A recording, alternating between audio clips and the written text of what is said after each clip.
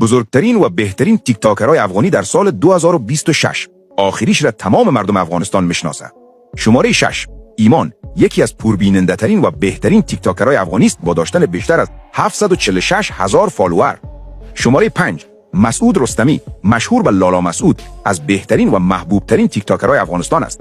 تعداد فالوورایش هم 775,000 تاست. مرم فالو کو. شماره 4. رحیم صادقی از تیک تاکرهای بزرگ افغانستان است با داشتن 1.7 میلیون فالوور. شماره 3. کریم افغان از تیک تاکرهای مشهور و پیسدار افغانستان است با داشتن 2.6 میلیون فالوور. شماره 2.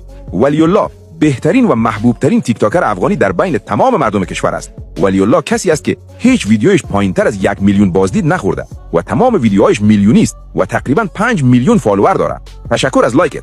و در آخر زیباگل بزرگترین تیک تاکر افغانی است با داشتن 16 میلیون فالوور، اما با اینکه فالوور زیاد داره اما به اندازه ولی الله محبوب نیست. ولی الله کینگ تیک تاکر.